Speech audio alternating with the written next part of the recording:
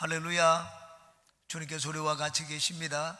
하나님이 함께 하시니 오늘도 우리에게 좋은 일이 있을 줄 믿습니다. 오늘은 누가복음 9장 18절에서 27절까지의 말씀 같이 보시겠습니다. 9장 18절에서 27절까지 다 같이 합독합니다. 시작. 예수께서 따로 기도하실 때에 제자들이 주와 함께 있더니 물어 이르시되 무리가 나를 누구라고 하느냐? 대답하여 이르되 침례 요한이라 하고 더러는 엘리야라, 더러는 옛 선지자 중에 한 사람이 살아났다 하나이다. 예수께서 이르시되 너희는 나를 누구라 하느냐?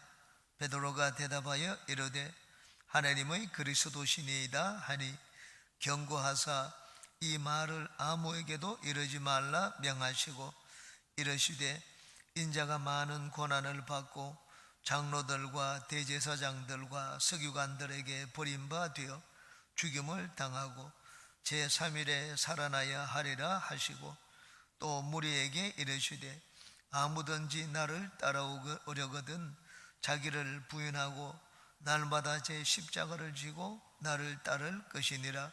누구든지 제 목숨을 구원하고자 하면 잃을 것이요 누구든지 나를 위하여 제 목숨을 잃으면 구원하리라. 사람이 만일 온 천하를 얻고도 자기를 잃든지 빼앗기든지 하면 무엇이 유익하리요?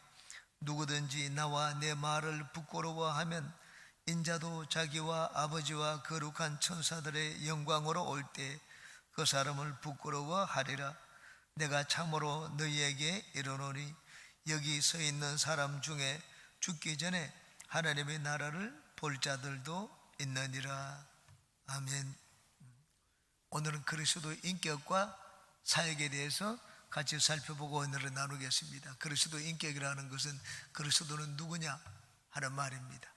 그리스도의 사역이라는 것은 그리스도 예수님께서 우리에게 무엇을 해주셨느냐 하는 말입니다. 예수님에 관한 것은 두 가지입니다. 예수님은 누구시며 어떠한 일을 행하여 주셨는가 하는 일입니다. 여기 마태복음과 마가복음에는 베드로가 예수님 앞에 멋있는 신앙 고백을 했습니다. 주는 그리스도시고 살아계신 하나님의 아들입니다. 예수님 앞에 칭찬을 받았습니다. 그러고 난 다음에 곧장 또 예수님께 꾸중을 들었습니다. 사탄아 내 뒤로 물러가라. 너는 하나님의 일을 생각하지 않고 사람의 일을 생각한다는 그런 말씀을 들었습니다. 그 꾸중 듣는 내용이 누가복음에는 없습니다.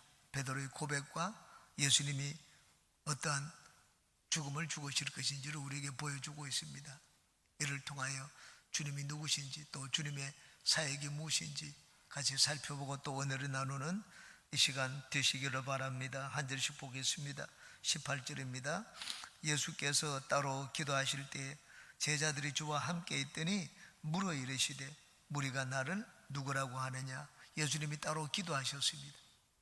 오병이의 기적을 행하고 난 다음에 놀라운 일을 행했으면 파티를 열고 축제를 벌이고 해야 될 텐데 예수님은 그렇게 하지 않으셨습니다. 예수님은 항상 일을 하시고 난 다음에 따로 기도하는 시간을 가졌습니다. 제자들은 그렇게 하지 않았습니다. 놀라운 일을 행하면 서로 그냥 누가 크냐 하는 그런 논쟁들을 했습니다. 제자들이 주와 함께 있더니 물어 이르시되 무리가 나를 누구라고 하느냐? 예수님이 누구신지 아는 것은 참으로 중요합니다. 왜냐하면 예수님을 아는 만큼 우리가 주님 앞에 구하기 때문입니다. 예수님이 누구신지 아는 만큼 우리는 주님의 은혜를 입기 때문입니다. 예수님이 내 삶의 문제를 해결하지 못한다 그렇게 생각해 보십시오. 우리는 삶의 문제가 있어도 주님 앞에 나가지 못할 것입니다. 예수님이 내 병을 고치지 못한다, 의사도 안 된다고 했다 그렇게 생각하면 주님 앞에 병 고침의 은혜를 입지 못할 것입니다. 주님을 어떻게 생각하면 누구라고 생각하느냐 하는 것은 내 신앙생활에 은혜를 입는데 참으로 중요합니다. 예수님이 제자들에게 그런 질문을 했습니다. 예수님을 아는 만큼 제자들이 그런 은혜를 입을 것이기 때문입니다. 19절에 대답하여 이르되 침례 요한이라 하고 더러는 엘리야라, 더러는 옛 선지자 중에 한 사람이 살아났다 하나이다. 제자들은 예수님 앞에 나와서 야 주님 이렇게 얘기를 합니다. 사람들이 얘기하는 것 듣고 그들을 얘기를 했습니다. 무리들이 그렇게 얘기한 것 자기들이 얘기를 하지 않았습니다. 예수님이 물으셨습니다. 사람들이 나를 누구라고 하느냐?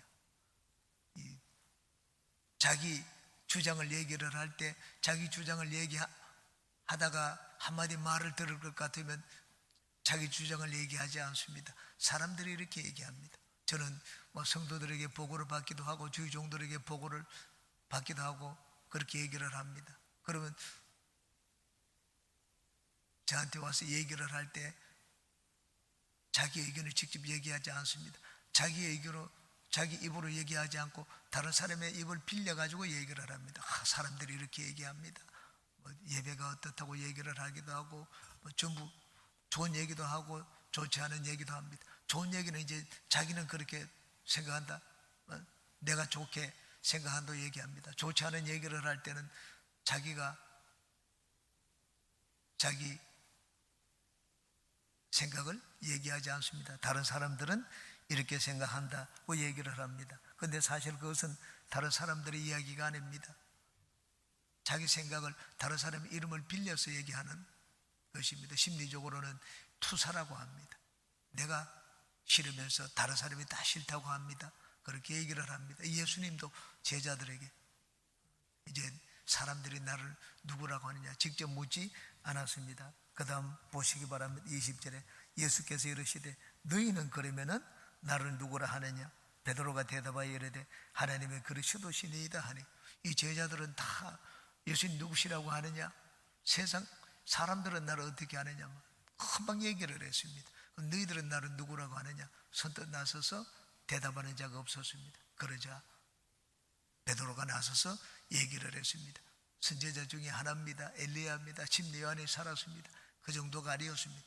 주님은 성경에 옛날부터 쭉 기록해 놓고 하나님이 약속해 놓으신 장차 너에게 보내주실 것이라고 한 바로 그 메시아 그리스도라고 얘기를 했습니다. 베드로는 다른 제자들보다 달랐습니다. 마태복음에 보면은 베드로가 이 고백을 하고 난 다음에 예수님께 칭찬을 받았습니다. 야, 너 대단하구나. 그런데 이것을 너에게 알게 해주신 이는 하늘에 계신 아버지시니라. 하나님의 성령이었습니다. 성령께서 깨달음을 주셨기 때문에 베드로가 예수님이 누구신지를 알았습니다. 성령의 깨달음을 얻지를 못한 자들은 예수님을 하나님이 보내주신 바로 그 메시아, 평생에 인류 역사에 한 번 오실 그 메시아라고 생각을 하지를 못했습니다. 베드로는 성령의 도우심을 받아가지고 예수님을 그리스도라고 고백을 했습니다. 여기 예수님이 제자들에게 물으신 말씀, 사람들은 그렇다고 얘기를 하는데 그러면 너희들은 나를 누구라고 하느냐? 신앙의 중요한 부분입니다. 왜? 신앙생활은 다른 사람과 무리들이 생각하는 그것과 예수님과의 관계가 아닙니다. 나와 예수님과의 관계입니다. 나는 예수님을 어떻게 생각하느냐?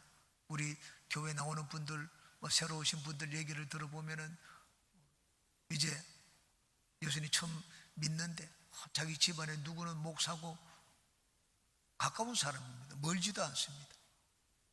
동생, 남편이 아내가 전도사이기도 하고 목사이기도 하고 또 할아버지가 목사이기도 하고 그런 분들을 여러 번 봤습니다. 그럼 당신은 어떻습니까? 이제는 나는 예수님을 안 믿다가 처음 나왔다고 합니다. 나왔다고 해도 열심히 믿는 것도 아닙니다. 하나님이 우리에게 물어보십니다. 그래, 너희 집안에 너 부모도 예수님을 믿고 할머니도 예수 믿고 3대째 예수 믿는 집안인 건 좋은데 너는 어떠냐?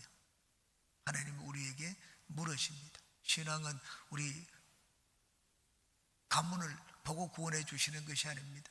우리가 은혜를 입는 것은 본인입니다. 본인이 예수님을 믿고 또 잘 믿어야지 구원도 받고 복을 받습니다. 이 제자들에게 그러면 너희들은 나를 누구라고 하느냐? 나와 예수님과의 관계가 어떤지 살펴보는 우리가 되시기를 바랍니다. 21절에 경고하사 이 말을 아무에게도 이러지 말라 명하시고, 베드로가 신앙 고백을 할 때 이 말을 세상 사람들 가운데 막 여기저기 얘기하고 다니지 말라고 말씀을 하셨습니다. 베드로가 정확하게 예수님이 누구신지에 대한 고백을 했습니다. 죽은 자를 살리시고 병든 자를 고치고 눈먼 자를 뜨게 하고 오병이의 기적을 행하는데 그리스도가 아니면 이런 일을 행하실 수가 없다고 생각을 했습니다. 단순한 선지자, 침례원이 살아 돌아왔다, 그 정도가 아니었습니다. 예수님은 제자들에게 아무에게도 이 일을 말하지 말라고 말씀을 하셨습니다. 왜냐하면 그러다가는 대사를 거르칠 수가 있기 때문입니다. 예수님이 이 땅에 오신 것은 죽으시기 위해서 오셨습니다. 그러다가 또 하나님의 때가 아닌 때 일이 그르쳐질 수가 있습니다. 그래서 입을 조심하도록 예수님이 주의를 주셨습니다. 그럼 예수님은 어떤 일을 행하십니까? 나를 위하여 무엇을 해주셨습니까? 이제 그리스도의 사역입니다. 예수님의 사역에 대해서 그 다음 구절이 우리에게 보여주고 있습니다. 22절에 함께 봅니다. 이르시되 인자가 많은 고난을 받고 장로들과 대제사장들과 서기관들에게 버림받되어 죽임을 당하고 제3일에 살아나야 하리라 하시고, 예수님이 죽으시고 난 다음에 사흘 만에 다시 살아나시겠다고 말씀을 하셨습니다. 예수님이 죽으신과 부활입니다. 예수님이 우리를 위해서 행해 주신 제일 큰 일입니다. 예수님은 어떤 일을 행하여 주셨습니까? 병을 고쳐 주셨습니다. 우리 먹을 것을 주셨습니다. 여기 가난한 자에게 먹을 걸 주고 병 고치고 죽은 자를 살리고, 예수님은 우리를 위하여 이런 것을 행하셨다, 그렇게 말을 할 수가 있습니다. 그런데 예수님이 나를 위해서 무엇을 해주셨는가? 예수님은 무엇 때문에 이 땅에 오셨는가? 병 고침의 내용이 없습니다. 우리는 매일 예배를 드릴 때마다 사도신경을 합니다. 사도신경을 할 때 예수님에 대한 신앙 고백을 합니다.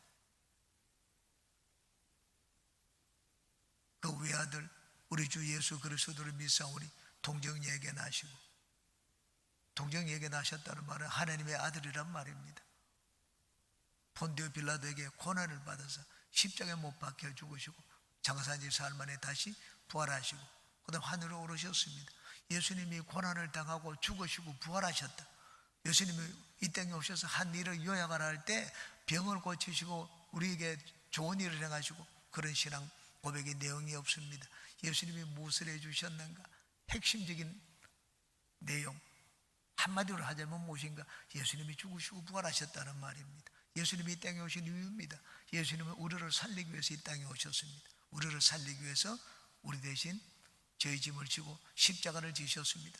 그리고 우리를 하나님 앞에 세우기 위해서 우리에게 의의 옷을 입혀주시기 위해서 예수님이 부활하셨습니다. 예수님의 죽으심과 부활, 이것이 우리를 위해서 해주신 예수님의 사역의 가장 핵심적인 부분입니다. 그래서 예수님이 나를 누구라 하느냐 물으시고 난 다음에 그럼 그리스도라고 하니까는 그리스도가 어떤 일을 행하실지를 보여주셨습니다. 베드로는 그리스도가 누구신지 예수님을 그리스도라고 고백을 했습니다. 그런데 그리스도가 어떤 일을 행하시는지를 몰랐습니다. 그리스도는 왕이 되시고 막 통치하시고 이스라엘을 구원하시는 그런 구원주로만 알았습니다. 그런데 예수님은 여기서 예수님이 장로들, 서기관, 제사장들에게 넘겨가지고 죽임을 당하고 사흘 만에 살아나시겠다, 죽고 부활하신다는 그런 그리스도의 개념은 유대인들은 몰랐습니다. 성경에 하나님이 예언을 해놓았습니다. 그런데 까막눈이기 때문에 성경을 보아도 그것이 보이지를 않았습니다. 예수님이 이 말씀을 하자 베드로는 당장 예수님을 붙들었습니다. 내가 있으면 그런 일이 생기지 않습니다. 주여, 이런 일이 주님에게 미치지 않을 테니까 염려하지 말라고 했습니다. 어떻게 보면 막 인간의 의를 나타내고 충성을 나타내는 말처럼 들립니다. 그런데 베드로는 그 말을 하고 난 다음에 예수님 앞에 꾸중을 들었습니다. 사탄아, 내 뒤로 물러가라. 하나님의 일을 생각하지 않는다고 했습니다. 하나님의 그리스도를 보내신 이유와 목적이 있습니다. 그 우리를 살리기 위해서입니다. 우리 죄를 담당하시고 우리에게 의를 주시기 위하여 예수님이 십자가에 달려 돌아가셨습니다. 베드로는 그리스도가 죽었다가 부활하신다, 죽으신다, 고난을 당하신다 하는 그것을 몰랐습니다. 단순히 아주 위대한 통치자로 올 것만 생각을 했습니다. 그런데 예수님은 그리스도가 어떤 일을 행하시는지, 그리스도가 와서 무엇을 행하실지를 제자들에게 보여주셨습니다. 23절에 또 무리에게 이르시되 아무든지 나를 따라오려거든 자기를 부인하고 날마다 제 십자가를 지고 나를 따를 것이니라. 주님을 따르는 제자들의 이 도를 말씀해 주셨습니다. 누구든지 주님을 따르고자 하거든 자기를 부인하고 라고 말씀을 했습니다. 자기를 부인하고 자기를 버리는 것입니다. 예수님의 제자가 되기 위해서는 하나님 예수 믿는 사람입니다. 이게 내 보이기 위해서는 자기를 부인할 줄 알아야 됩니다. 자기를 부인한다는 말은 자기를 내세우지 않는다는 말입니다. 자기 생각도 내세우지 않고 자존심도 내세우지 않고 자기가 대단한 자라는 것, 그것도 보이지 않는 것입니다. 세상에서는 무슨 일을 하거나 활동을 하거나 배우기 위해서는 자기를 보이기 위해서, 나타내기 위해서 자기를 더 낫게 만드는 것입니다. 자기를 보이기 위해서 그런 일을 합니다. 그런데 예수님을 따르는 것은 그렇지 않습니다. 자기를 부인하고 나를 따르라고 말씀을 했습니다. 날마다 제 십자가를 지고 나를 따를 것이니라고 말씀을 했습니다. 자기 십자가를 지라고 말씀을 하셨습니다. 예수님의 십자가와 나의 십자가가 비슷한 것처럼 보이지만은 똑같지는 않습니다. 예수님이 십자가를 진 것처럼 우리도 십자가를 집니다. 예수님의 십자가와 나의 십자가는 다른 것이 아닙니다. 그렇지만 또 예수님의 십자가가 나의 십자가와 완전히 동일한 것도 아닙니다. 예수님은 대속의 십자가를 지셨습니다. 우리를 살리기 위하여 고난을 당하셨습니다. 우리는 대신 옆구리에 창이 찔리고 손이 박히고 십자가에 못 박히고 그럴 필요가 없습니다. 필리핀 같은 곳에는 이 예수님의 십자가 고난을 체험하기 위해 가지고 고난 주간에 실제로 사람이 십자가에 못 박혀 가지고 행진을 하고 하는 그런 행사를 하기도 합니다. 그건 잘못된 것입니다.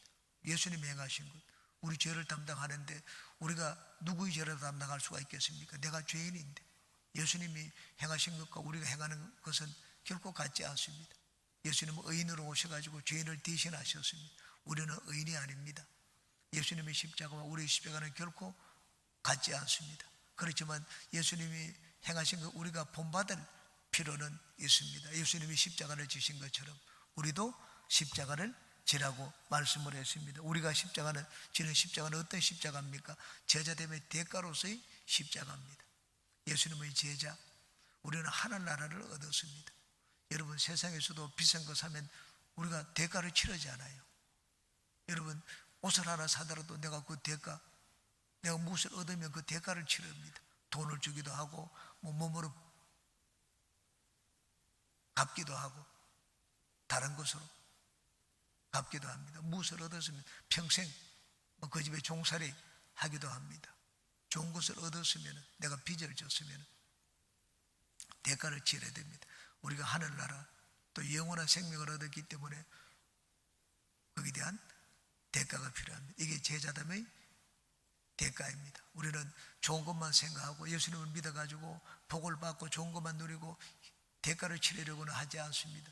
그건 올바른 제자가 아닙니다. 우리가 예수님으로부터 예수 믿어가지고 생명을 얻고 귀한 것 얻었으면 그 대가도 치러야 됩니다.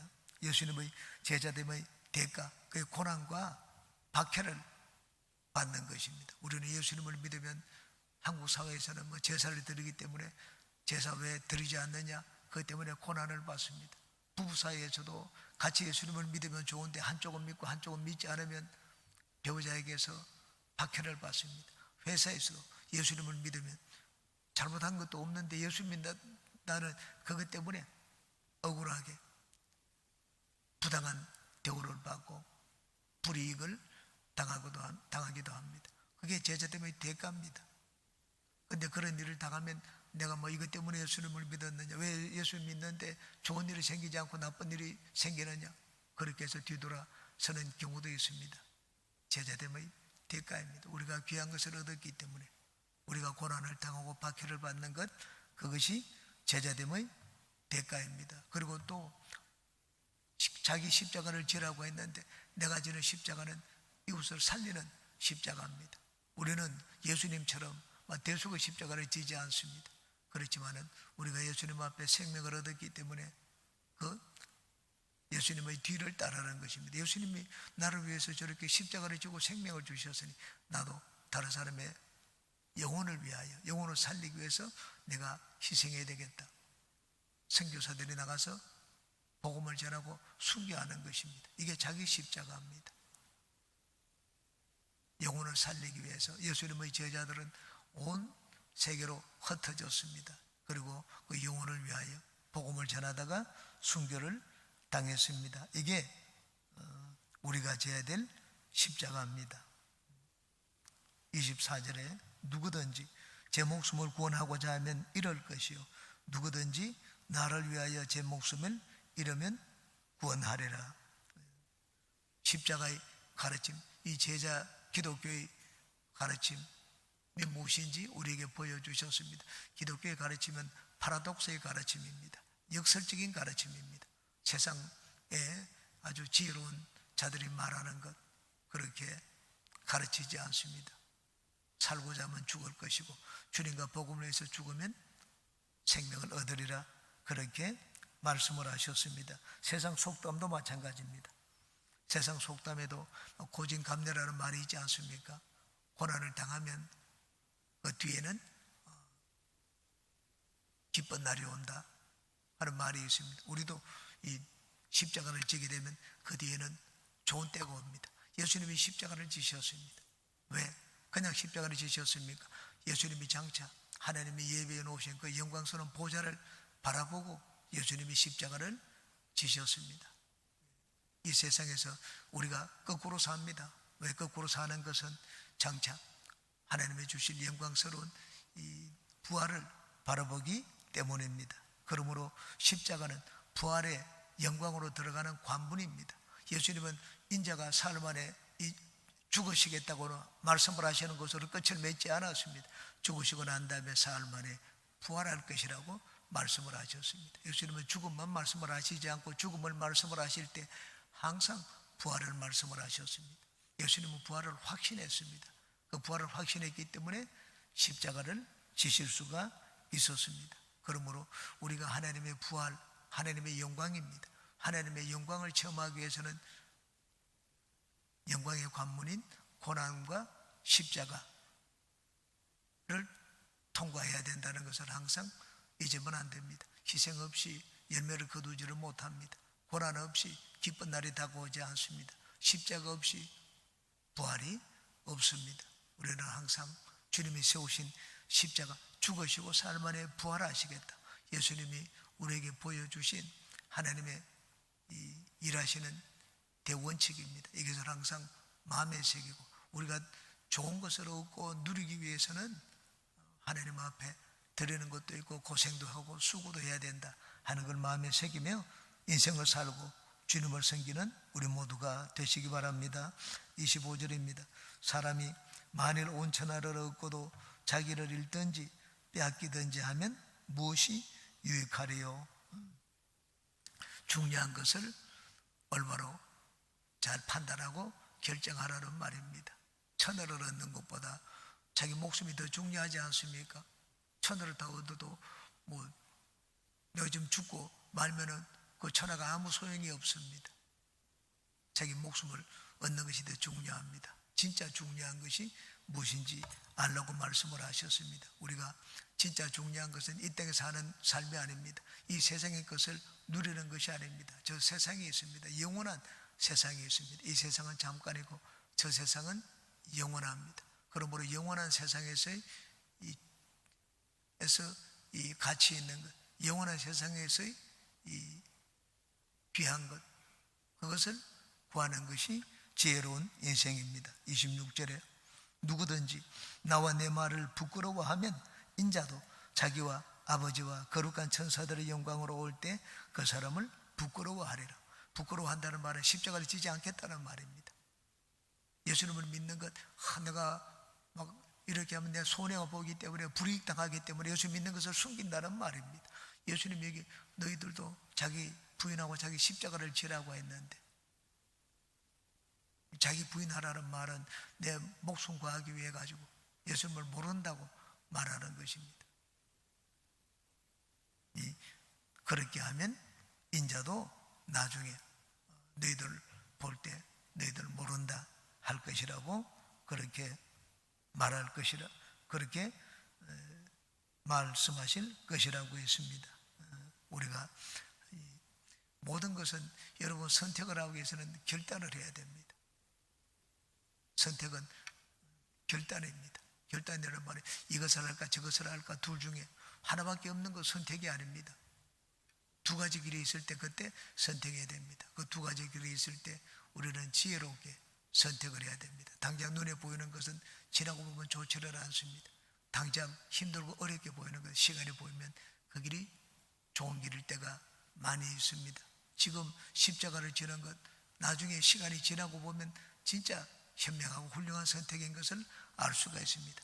좀 더 자자, 좀 더 눕자, 좀 더 졸자, 그렇게 할 수도 있는데 여러분들이 이 새벽에 주님을 찾아 나왔습니다. 겉으로 보기에는 훨씬 더 고된 인생인 것처럼 보입니다. 여러분은 선택을 잘 하셨습니다. 지혜로운 선택입니다. 십자가의 가르침에 따르는 선택을 하셨습니다. 그런 뒤에는 반드시 주님이 주시는 영광이 있을 줄로 믿습니다. 27절 함께 봅니다.